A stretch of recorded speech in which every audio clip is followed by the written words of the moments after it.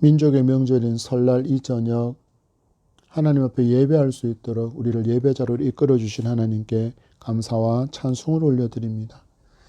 제가 초등학교 때 친한 친구가 있었는데 지금은 오랜 기간 연락이 끊어진지라 잘 지내고 있으리라고만 기대해 봅니다.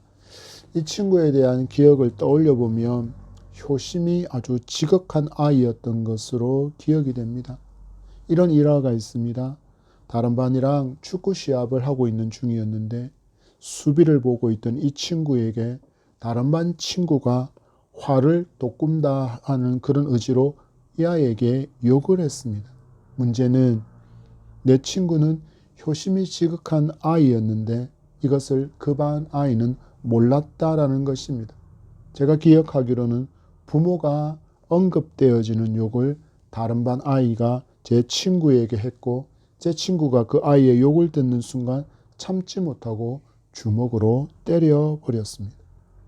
축구 시합 중이었기에 학년 대부분들의 아이들까지 모두 시합을 관람하고 있었는데 골대 근처에 있던 두 아이가 서로 주먹질을 주고받으니 난리가 났습니다. 이내 축구 시합은 중지가 되었고 이유는 나중에 묻더라도 주먹을 먼저 사용한 제 친구가 먼저 선생님에게 혼쭐이 났고 그 후에 자초지종을 들은 선생님이 욕을 한 친구에게 더 큰 체벌을 내렸던 것으로 기억이 됩니다. 제 친구가 시합 도중에 격분한 이유는 하나입니다. 자기가 너무나도 사랑하는 부모님이 아무런 이유 없이 다른 아이에게 욕의 대상이 되었다는 것을 제 친구가 참지 못한 것입니다. 길을 가다가 큰 소리로 떠드는 요즘 아이들의 모습을 보면 자기 부모가 욕의 대상이 되어도 아무렇지도 않은 듯이 같이 웃고 있는 것을 듣고 있자면 참 속이 불편하고 한편으로는 안타깝기도 합니다. 신앙생활을 하면서 나의 잘못된 삶에서의 말과 행동으로 인해서 하나님께서 욕을 듣는 경우가 있습니다. 오래전 이야기지만 TV로 중계된 청문회에 등장한 어떤 분이 자기는 교회 권사이기 때문에 거짓말을 하지 않는다라고 증언했는데 얼마 후 이분이 그 일을 주도적으로 진행했다는 거짓이 밝혀져서 국민들에게 기독교가 얼마나 거짓말을 잘하는지가 드러났고 이로 인해서 교회 다니는 것들이 더 사기치고 더 거짓말하고 더 인색하며 하나님이 정말 있다면 저렇게 할까라고 했던 반응을 저는 아직도 기억하고 있습니다. 여러분, 우리의 삶은 어떻습니까? 그 순간을 모면하기 위해서 자기의 정당성을 드러내기 위해서 기독교인임을 밝혔지만 오히려 그 일로 말미암아 하나님의 이름이 모욕을 받는 일이 되는 일이 얼마나 많았습니까? 우리 오늘 주신 말씀을 통해서 하나님께서 당신의 이름을 얼마나 귀하게 여기고 있는지를 분명하게 볼 수 있기를 간절히 소망합니다. 우리의 하나님께서 당신의 이름을 이처럼 귀하게 여기신다면 하나님을 믿고 있는 성도는 더욱 우리의 하나님의 이름을 귀히 여기고 또한 그 이름에 합당한 찬양과 존귀와 영광을 돌려드리는 삶을 살아내는 것은 너무나도 마땅하다라고 할 것입니다. 오늘 본문의 말씀의 배경을 다시 한번 살펴보십시오. 블레셋의 3만의 병거가 쳐들어왔습니다. 6천의 마병이 쳐들어왔습니다. 해변의 모래 같은 보병들이 자기들이 지배하고 있던 이스라엘의 왕이 세워졌다는 소식을 전해 듣고서 그 반란을 진압하기 위해서 쳐들어왔습니다. 이에 비해서 왕이 비록 세워지기는 했으나 변변찮은 무기도 없고 심지어는 훈련도 제대로 받지 못한 채 군인으로 복무하고 있던 3,000명 중에서 무려 2,400명이 두려움에 뿔뿔이 흩어져 도망가 버렸고 겨우 600명만이 왕이 된 사울과 함께하고 있는 상황이었습니다. 이미 이스라엘 가운데 퍼져 있는 그 분위기는 이미 승리할 수 없다. 우리는 전쟁에 질 수밖에 없다. 심지어 죽을 수밖에 없다라는 죽음의 공포와 그 절망감에 사로잡혀 있는 그때 사울의 아들 요나단이 그의 무기 맡은 자 한 사람을 데리고 누구의 이름을 의지해서 나아갔습니까? 하나님 여호와의 이름을 의지해서 적진으로 침투해서 기습 공격을 했는데 그 이름에 하나님께서 그 전능하심으로 그와 함께 하심으로 말미암아서 이 공격이 도화선이 되어서 블레셋 진영에 대혼란이 일어났고 이때를 틈탄 이스라엘 백성들이 그들에게로 달려들어 놀라운 승리를 거두는 장면을 우리는 지난 시간에 살펴보았습니다. 그러나 그 가운데도 이 승리를 좀먹고 불완전한 승리로 만들어버린 사울의 어리석은 금식의 선포도 보았습니다. 아직 전쟁은 완전히 끝나지 않았습니다. 그러나 이미 승기를 잡았다라고 생각한 그 사울이 반격을 준비하는 장면으로 오늘 말씀이 시작되어집니다. 36절과 37절의 말씀을 봤습니다. 시작. 사울이 이르되 우리가 밤에 블레셋 사람들을 추격하여 동틀 때까지 그들 중에서 탈취하고 한 사람도 남기지 말자. 무리가 이르되 왕의 생각에 좋은 대로 하소서 할 때 제사장이 이르되 이리로 와서 하나님께로 나아가사이다 하미 사울이 하나님께 묻자오되 내가 블레셋 사람들을 추격하리이까 주께서 그들을 이스라엘의 손에 넘기시겠나이까 하되 그 날에 대답하지 아니하시는지라. 아멘. 대혼란 가운데 승기를 잡은 사울 왕이 백성들에게 밤에 적군을 추격해서 동틀 때까지 추격해서 전리품을 탈취하고 모든 적군을 진멸시키자라고 명령을 하니 백성들이 모두 그 말에 좋습니다 라고 호응하는 장면을 보게 됩니다. 방금 전에 승리를 주신 하나님께 감사의 제사를 드린 그 사울인데 그는 또 가장 중요한 것 하나를 놓치고 있다는 것을 우리에게 보여줍니다. 그것이 무엇일까요? 바로 하나님입니다. 한참 전쟁이 진행 중인 때 해질 때까지 아무것도 먹지 말라는 그 금식의 명령으로 인해서 굶주려 있던 백성들이 해가 떨어지자 곧 전리품으로 얻게 된 블레셋의 가축을 핏째로 잡아먹었습니다. 블레셋을 지배하던 시절이니 이스라엘에게 물자가 풍요로울 리는 없지 않았겠습니까?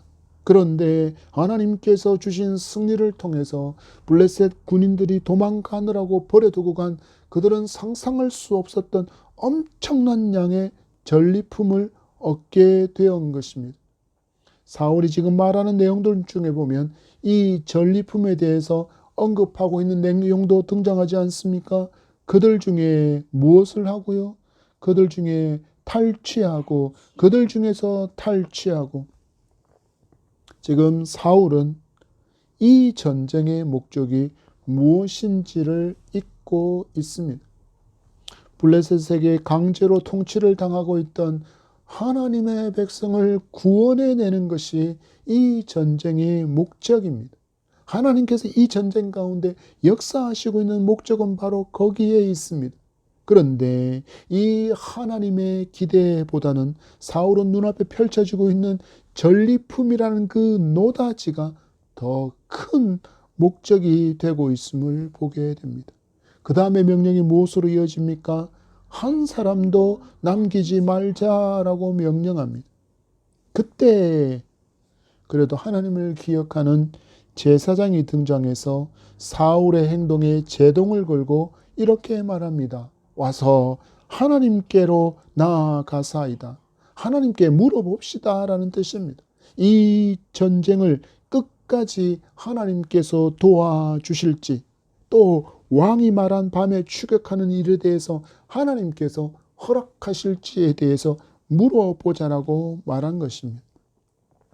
제사장이 입은 옷에는 에봇이라는 주머니가 있고 그 주머니 속에는 제비를 뽑을 수 있는 우림과 둠밈이 들어있어서 우림과 둠밈 중에 어떤 것이 나오면 하나님의 뜻이라고 여겼고, 그리고 어떤 것이 나오면 그것은 하나님의 뜻이 아니다라고 그들은 여겼습니다. 그렇게 하나님 앞에 나와서 사울이 하나님께서 우리를 도우실 것입니까? 이 전쟁을 계속 수행해야 합니까? 라고 그렇게 하나님께 물어보지만 하나님께서 어떻게 하십니까? 아무런 대답도 하지 않으셨습니다. 이미 이스라엘에게 믿음으로 달려간 요나단을 시작으로 승리를 주신 하나님인데 사울의 질문에 하루가 지날 때까지 하나님께서는 아무런 대답도 주시지 않습니다. 이처럼 침묵하시는 하나님을 마주한 그 사울의 머리에 스치고 지나가는 역사와 진리가 있습니다. 바로 하나님의 침묵은 죄가 있을 때이다. 하나님의 침묵하심은 죄가 있을 때이다. 이건 아주 오래전 역사를 통해서 학습되어서 알고 있던 진리였습니다. 이스라엘 백성에게 약속하신 가나안 땅에 들어가서 정복 전쟁을 치르는 중에 그들은 난공불락의 요새라고 불릴 만한 여리고성을 전멸시키는 대승을 거두었습니다. 그러나 이 여리고와는 비교도 되지 않는 아이성 전투에서는 무려 36명의 사망자가 발생하는 패배를 겪게 되었습니다. 그때 지도자였던 여호수아가 하나님께 엎드려 묻습니다. 그리고 하나님께 물었던 그 여호수아의 물음에 하나님께서 이스라엘 중에 있는 죄를 말씀하시자 제사장이 우림과 둠밈을 통해서 누구로 인함인지를 묻기 시작했고 점점점 범위가 줄어들다가 아간이라는 사람이 마지막 제비로 발각되어졌습니다. 여호수아와 백성들 앞에 끌려놓은 아간은 자기가 여리고 전투에서 모든 것을 다 진멸하라, 모든 것을 다 멸망시켜라, 파괴하라 라고 말씀하신 그 하나님의 진멸이라는 명령을 어기고 그가 욕심에 이끌려서 신할산 외투 한 벌과 50세겔 무게의 금덩이와 그리고 200세겔의 은을 자기 장막에 숨겨 놓았노라고 이실을 짓고 하게 됩니다. 이렇게 자기의 죄를 이실을 짓고 하는 그 아간과 그에 속한 모든 가족과 모든 가축과 모든 것들을 다 진멸한 후에야 하나님께서 이스라엘에게 아이성에서의 승리를 허락해 주셨습니다. 누가 지금 이 역사를 기억해내고 있습니까? 바로 사울이 이 역사를 기억해낸 것입니다. 그래서 백성들에게 자기를 포함한 모든 자들의 죄를 하나님 앞에서 묻겠노라고 말하고 있습니다. 38절에서 40절의 말씀을 봤습니다. 시작. 사울이 이르되 너희 군대의 지휘관들아 다 이리로 오라. 오늘 이 죄가 누구에게 있나 알아보자. 이스라엘을 구원하신 여호와께서 살아계심을 두고 맹세하노니 내 아들 요나단에게 있다 할지라도 반드시 죽으리라 하되 모든 백성 중 한 사람도 대답하지 아니하매 이에 그가 온 이스라엘에게 이르되 너희는 저쪽에 있으라 나와 내 아들은 이쪽에 있으리라. 백성이 사울에게 말하되 왕의 생각에 좋은 대로 하소서 하니라. 아멘. 많은 사람들은 자기가 지금 마주하고 있는 공허함과 허무함을 느끼는 순간에 그 모든 것이 창조주 하나님에게서 단절되어진 것으로 말미암아 결코 채울 수 없는 그 공허함과 허무라는 것을 알지 못합니다. 바로 죄로 말미암아서 하나님에게서 단절되어진 그 사실로 말미암아 인간은 어떤 세상의 것으로도 만족할 수 없고 허무하며 공허를 느낄 수밖에 없는 존재라는 것을 성경을 알지 못하는 사람은 결코 알 수 없습니다. 그래서 성경의 말씀에 따르면 사람에게 있어서 가장 절망적인 순간은 바로 창조주 하나님에게서 죄로 말미암아 단절된 상태로 살아가는 것이야말로 가장 인간에게 있어서 절망이라는 것입니다. 하나님께서 이런 인간을 위해서 어떤 일을 행하셨습니까? 이런 저주의 인생을 살아가던 사람들을 구원하시기 위해서 하나님께서 하신 일은 당신의 아들을 이 땅에 사람으로 보내시고 인간을 대표해서 모든 죄를 지고 십자가에서 죽게 하셨습니다. 그래서 이 예수를 자기의 구원자로 믿는 모든 사람은 그 순간 하나님에게서 단절되어진 저주를 벗어버리고 하나님과 친밀한 관계를 누리며 살아갈 수 있는 길이 열리게 된 것입니다. 그러나 예수를 구원자로 믿고 구원을 얻은 성도라고 할지라도 회개하지 않은 그 죄가 여전히 남아 있다면 우리는 하나님과 불완전한 교제를 누릴 수밖에 없습니다. 왜 그렇습니까? 하나님은 거룩하신 분이시기에 죄가 있는 곳에 거하실 수 없기 때문입니다. 성도도 예수를 믿은 후에 다시는 죄를 짓지 않는 그런 존재가 되는 것이 아닙니다. 그래서 날마다의 삶에서 오직 하나님을 의지하고 하나님의 말씀을 기억하며 말씀에 순종하기를 힘쓰는 삶을 매일매일의 삶으로 살아내어야 하는 것입니다.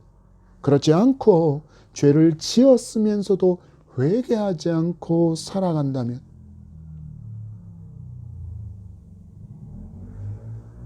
기도라는 호흡을 한다고 할지라도 예수 그리스도를 믿는 믿음으로 말미암아서 하나님과의 관계가 회복되었다라고 할지라도 그 하나님과의 관계가 마치 혈관에 불순물이 쌓여서 그 피의 흐름을 막아버리고 뇌졸중과 같은 심각한 상황을 일으키는 것처럼 하나님과의 관계에 치명적인 문제가 일어나게 되어 있습니다.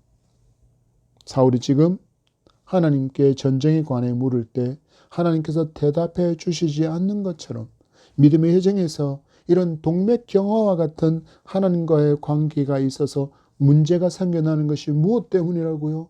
바로 우리에게 하나님께 온전히 회개하지 못한 그 죄가 남아있을 때 이런 문제가 우리 인생에 발생한다라는 것입니다. 그럼 여러분 어떻게 해야 합니까? 바로 사울이 보여주는 것처럼 죄를 발견하고 죄를 자복하고 회개해야 합니다. 41절에서 44절의 말씀을 봤습니다. 시작. 이에 사울이 이스라엘의 하나님 여호와께 아뢰되 원하건대 실상을 보이소서 하였더니 요나단과 사울이 뽑히고 백성은 면한지라. 사울이 이르되 나와 내 아들 요나단 사이에 뽑으라 하였더니 요나단이 뽑히니라. 사울이 요나단에게 이르되 내가 행한 일을 내게 말하라. 요나단이 말하여 이르되 내가 다만 내 손에 가진 지팡이 끝으로 꿀을 조금 맛보았을 뿐이오나 내가 죽을 수밖에 없나이다. 사울이 이르되 요나단아 내가 반드시 죽으리라. 그렇지 않으면 하나님이 내게 벌을 내리시고 또 내리시기를 원하노라 하니. 아멘. 그가 하나님께 간구한 후에 회개를 위한 제비뽑기를 진행하고 있습니다. 그랬더니 요나단과 사울이 뽑혔고 다시 둘을 두고 제비를 뽑았더니 요나단이 뽑혔습니다. 요나단이 제비뽑기로 말미암아 죄를 지었다라는 것이 드러나자 사울이 말합니다. 너의 죄를 고하라. 이 아버지 사울의 말에 요나단은 자신이 행한 일을 이렇게 말합니다. 내가 다만 내 손에 있는 지팡이 끝으로 꿀을 조금 맛보았을 뿐이오니 그렇지만 내가 죽을 수밖에 없나이다. 자기의 잘못을 시인하는 요나단을 향해 이어지는 사울왕의 모습이 이렇습니다. 요나단아 내가 반드시 죽으리라. 그렇지 않으면 하나님이 내게 벌을 내리시고 또 내리시기를 원하노라. 여러분 우리는 이 상황을 바르게 알기 위해서 지금껏 일어난 일들을 다시 한번 정리할 필요가 있습니다. 사울은 블레셋과의 전투 중에 백성들에게 무엇을 선포했습니까? 금식을 선포하며 금식을 어기는 자는 저주를 받게 될 것이라는 맹세를 하게 만들었습니다. 그러나 요나단은 이 금식을 선포하는 것을 듣지 못했습니다. 왜냐하면 그는 그때 하나님을 의지해서 블레셋 진영으로 돌진해 가고 있었기 때문입니다. 그렇지만 여러분, 요나단의 모습을 보십시오. 그럼에도 요나단은 하나님의 이름으로 선포된 사울의 맹세를 어겼다라는 것을 인정합니다.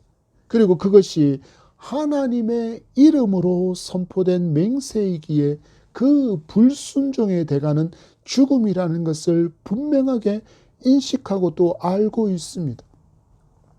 여러분 보십시오. 우리는 지금 이 사울이 얼마나 경솔하고 어리석은 사람인지를 분명히 알고 있습니다. 그럼에도 이 경솔하고 어리석은 맹세를 한 사울이지만 그 맹세가 여호와의 이름으로 행해진 것을 지금 누가 기억하고 계십니까? 하나님이 기억하고 있습니다.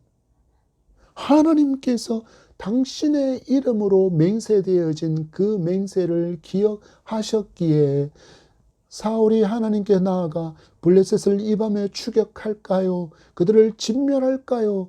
라고 물었을 때 침묵하신 이유, 너희 중에 이 맹세를 어긴 죄인이 있다라고 하나님께서 지금 말씀하고 있는 것입니다. 여러분, 우리는 이 말씀에서 하나님께서 당신의 이름을 얼마나 귀하게 여기고 계시는지를 분명하게 보실 수 있어야 합니다. 하나님은 참으로 어리석은 자, 경솔하게 행동하는 사울이 한 맹세였지만 바로 하나님 당신의 이름으로 한 맹세였기에 그 맹세를 기억하고 그 맹세를 어긴 요나단이 회개하지 않음으로 인해서 사울이 블레셋을 치러 갈까요? 라고 물음에 아무런 답도 주지 않으셨던 것입니다.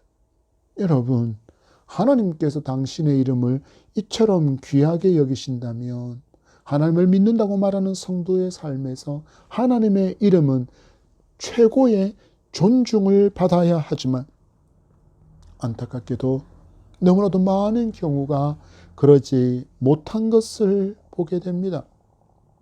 하나님의 이름을 내세우며 자기의 정직을 주장하지만 정작 자기는 지금 거짓말을 하고 있다는 것을 알고 있습니다. 순간을 모면하기 위해서 너무나도 쉽게 거짓을 말하지만 그 순간 내가 하나님을 믿는 사람이라는 그 사실도 저 멀리 던져버립니다. 왜 이렇게 할까요? 인간은 죄성을 가진 존재이기도 하나 또 좀 더 구체적으로 살펴보면 이러한 행동에는 잘못된 교회관이 한 몫을 하고 있고 또한 하나님에 대한 그릇되어진 인식도 한몫을 하고 있습니다. 여러분, 교회가 무엇입니까? 교회는 여러분 건물이 아닙니다. 그래서 성도는 명칭을 정확하게 사용해야 합니다. 성경이 말씀하시는 명칭을 그 의미대로 사용해야 한다라는 것입니다.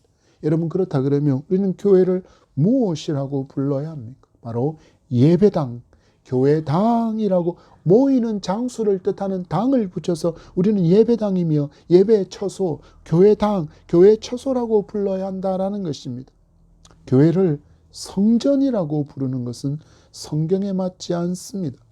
교회는 예수 그리스도를 구주로 믿은 신앙을 고백한 사람, 곧 성도를 일컫기 때문입니다. 그러나 이런 인식 때문에 마치 교회가 그 옛날 예루살렘 성전인 것처럼 여겨져서는 성전에 거하시겠다고 말씀하신 하나님을 지금도 교회 안에만 계신 것처럼 여기게 만들고 있는 것입니다. 여러분, 성경은 분명하게 말씀하고 있습니다. 고린도전서 3장 16절 말씀에 너희는 너희가 하나님의 성전인 것과 하나님의 성령이 너희 안에 계시는 것을 알지 못하느냐. 여러분, 말씀하십니다. 예수 그리스도를 구주로 믿는 성도가 무엇입니까? 성전이라고 말씀합니다. 교회라는 뜻입니다. 그렇다면 나는 누구입니까? 바로 움직이는 성전, 움직이는 교회로 내가 어디에 있든지 나는 하나님의 대사임을 기억해야 합니다. 여러분, 이 말씀의 진리에 따른다면 성도가 거짓되고 성도가 음행하고 성도가 불법을 행하고 성도가 불의한 일에 동참하는 그 모든 일은 하나님의 교회다운, 하나님의 대사다운 모습이 전혀 아니라는 것을 우리가 분명히 알게 됩니다. 나아가 이런 모습은 나로 인해서 하나님의 이름이 모욕을 당하게 만드는 것이라는 것을 분명히 알게 됩니다. 여러분, 이제 우리는 말씀을 통해서 하나님께서 당신의 이름을 얼마나 귀하게 여기시는지를 분명하게 발견할 수 있었습니다. 이 말씀 앞에 나를 비추어 보시기 바랍니다. 그리고 하나님의 성전다운, 하나님의 대사다운 삶이 아니었다면 이 시간 여러분 우리도 죄를 자복하고 회개하며 막혀진 하나님과의 관계의 파이프를 깨끗이 청소하고 하나님과 더욱더 친밀한 사귐과 교제를 회복하여 참된 기쁨과 감격의 삶을 살아갈 수 있는 저와 여러분이기를 소망합니다. 요나단이 자기의 죄를 시인하고 자복하자 사울은 요나단에게 죽음을 선포하고 있으며 이 맹세를 어긴 일로 인해서 자기가 요나단을 죽이지 않는다면 하나님께서 자기에게 벌을 내리고 또 내리기를 원한다고 말하고 있습니다.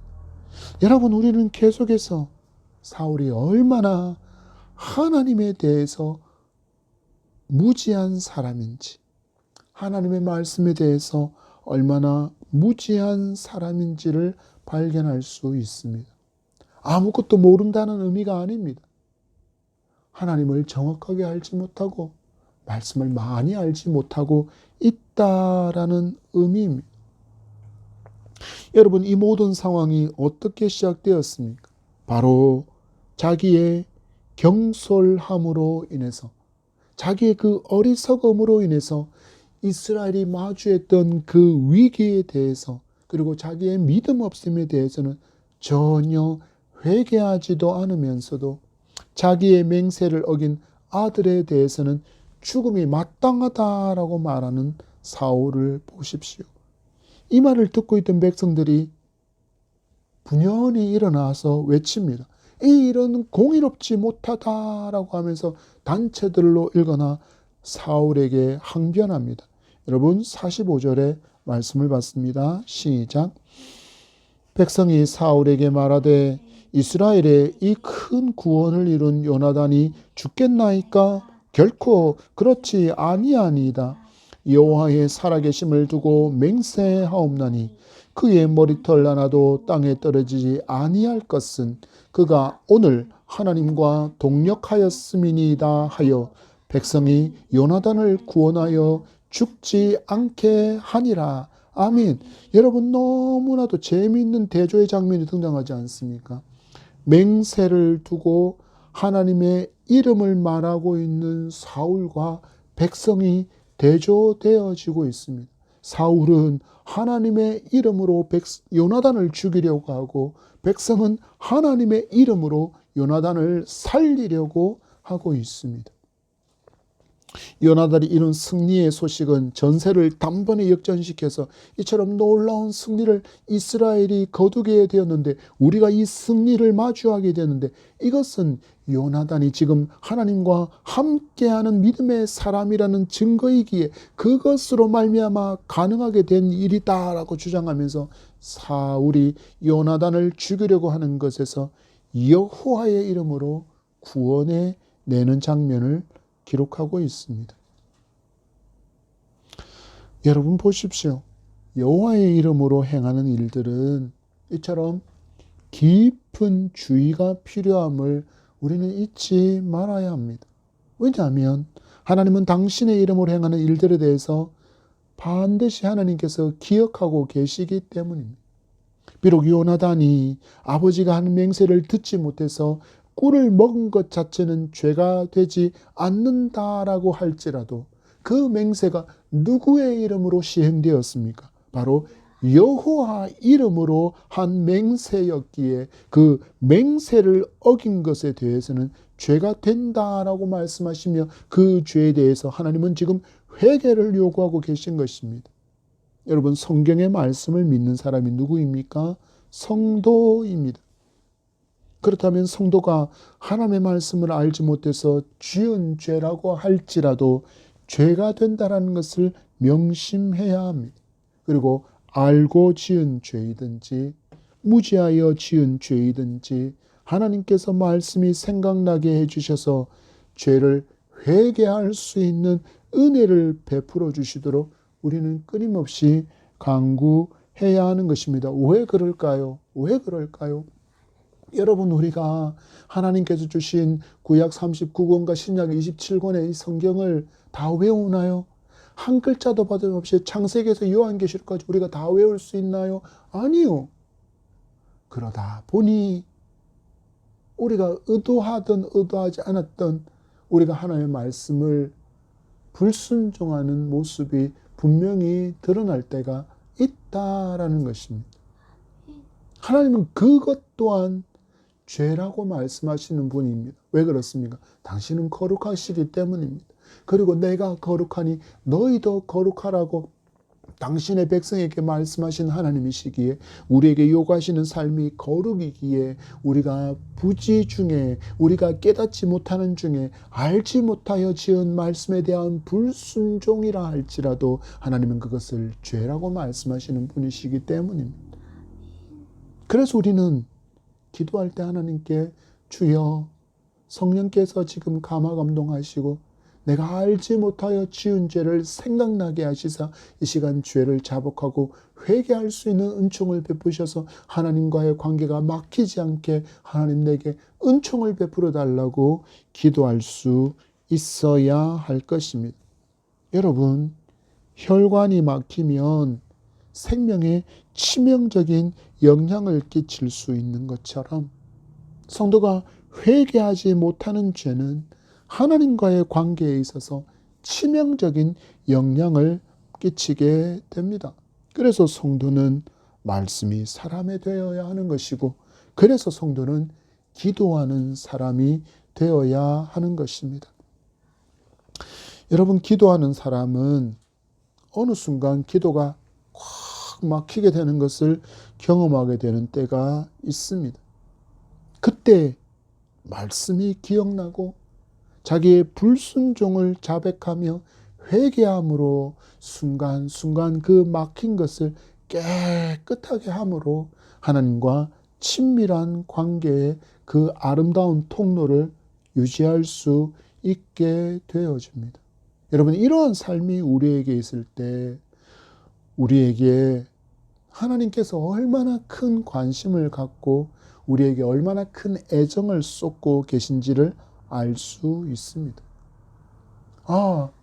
하나님이 내가 아무렇지도 않게 말하고 있는 이 거짓과 이 불의의 참여함과 이 불법을 행하는 것으로 말미암아 하나님께서 나랑 교통을 하지 못하게 되는 그 상황을 너무나도 싫어하시는구나. 이것을 깨닫게 된다라는 것입니다. 이처럼 놀라운 신앙을 경험하게 되면 성도는 담대한 믿음으로 살아갈 수 있습니다. 온 세상의 주인이신 하나님께서 나에게 이만큼이나 큰 관심을 갖고 계시는지를 날마다 경험할 수 있기 때문입니다. 하나님과 동행하는 사람 요나단을 구원해신 하나님께서 여러분도 험난한 세상 살이 가운데 지켜주시고 보호해주시고 건져주신다는 것을 굳게 믿고 담대히 믿음의 길을 가는 저와 여러분이기를 소망합니다. 46절의 말씀을 받습니다. 시작. 사울이 블레셋 사람들을 추격하기를 그치고 올라가매 블레셋 사람들이 자기 곳으로 돌아가니라. 아멘. 요나단이 하나님의 이름으로 한 맹세를 회개함으로 인해서 그 맹세를 어긴 것에 대해서 회개함으로 인해서 이스라엘 가운데 있던 죄의 문제는 분명히 해결되었지만 하나님은 사울에게 블레셋을 추격하라는 명령을 주지 않으셨습니다. 그랬더니 어떻게 됩니까? 추격이 그쳤고 블레셋은 자기들의 곳으로 돌아갔다라고 말씀합니다. 그리고 이후에 또 이런 하나님의 역사들을 말씀은 기록합니다. 47과 48절의 말씀을 보십시오. 시작. 사울이 이스라엘 왕위에 오른 후에 사방에 있는 모든 대적 곧 모압과 암몬 자손과 에돔과 소바의 왕들과 블레셋 사람들을 쳤는데 향하는 곳마다 이겼고 용감하게 아말렉 사람들을 치고 이스라엘을 그 약탈하는 자들의 손에서 건졌더라. 아멘. 왜 하나님은 이처럼이나 연약한 사울과 함께 하시면서 그가 향하는 곳마다 승리를 주시고 심지어는 용감함을 주셔서 아말렉 앞에서도 담대하게 그들을 치고 약탈하는 자의 손에서 이스라엘을 건져내게 하셨을까요? 바로 그것은 비록 그가 불순종의 모습을 갖춘 왕이라고 할지라도 하나님께서 그를 왕으로 세우셨기 때문이고, 또한 이렇게 세워진 이스라엘 왕국을 통해서 다윗의 혈통으로 예수께서 탄생하실 것을 아셨기에 이스라엘 왕국을 세우시는 일에 지금 하나님께서 함께 하시며 사울에게 승리를 주시고 왕국의 토대를 견고하게 쌓아올 수 있는 기초를 하나님께서 다져주시는 모습을 우리에게 보여주시는 장면입니다. 성경은 분명히 말씀하기를 사울이 하나님께 온전히 순종했다면 사울의 왕가가 영원히 지속되었을 것이라고 말씀하셨습니다. 그러나 사울은 불순종했습니다. 하나님을 전적으로 신뢰하지 못했습니다. 그래서 그에게 허락되어진 왕가는 자기 대에만 머물게 되었고 왕권을 하나님을 온전히 신뢰하며 순종하기를 힘썼던 그 다윗에게 하나님께서는 넘겨주신 것입니다. 여러분은 우리 여기서 중요한 진리를 발견할 수 있어야 합니다. 하나님께서 우리에게 부어주시려고 하는 복은 너무나도 큰데 너무나도 많은 경우가 불순종하여서 이것이 부어지지 않고 그것을 누리며 살아가지 못한다라는 것을 보여주는 대표적인 인물이 여러분 사울이라는 것을 기억하시기 바랍니다. 성경을 통해서 하나님은 당신의 백성에게, 당신의 자녀에게 이런 약속을 주셨습니다. 시편 81편 10절 말씀에 나는 너를 애굽 땅에서 인도하여 낸 여호와 내 하나님이 내 입을 크게 열라 내가 채우리라 하였으나. 이게 하나님의 기대라는 것입니다. 당신의 자녀들에게 하나님께서 부어주시고 싶으셔서 야 너는 너 입을 크게 열어 내가 벌린 만큼 내가 부어줄 거야 라고 약속하시지만 너무나도 많은 사람이 하나님 앞에 불순종함으로 말미암아 하나님께서 예비하신 복들을 제대로 받아서 누리지 못하는 경우가 오히려 더 많다라는 것입니다. 그 대표적인 인물이 누구입니까? 바로 사울입니다. 여러분, 하나님은 당신의 이름을 참으로 귀히 여기시는 분이심을 여러분 말씀 가운데 만나셨습니다. 그래서 하나님의 이름이 함부로 다루어지는 것, 함부로 불리워지는 것을 하나님은 기뻐하시지 않습니다. 성도는 하나님의 이름을 귀하게 여기고 그 귀하신 이름에 하나님께서 주신 그 말씀 또한 귀하게 여기며 순종하기를 힘써야 합니다. 또한 그 이름에 합당한 영광과 찬송을 삶으로 돌아드려야 합니다. 우리는 이것을 위해서 하나님의 자녀로 부름을 받았기 때문입니다. 이사야서는 이렇게 말합니다. 43장 21절 말씀에 이 백성은 내가 나를 위하여 지었나니 나를 찬송하게 하려 함이니라. 여러분, 우리의 삶이 하나님께 찬양이 되기를 소망합니다. 나의 말과 나의 행동과 나의 마음이 하나님께서 받으실 수 있는 거룩한 것이 되기를 힘쓰는 저와 여러분이기를 축복합니다.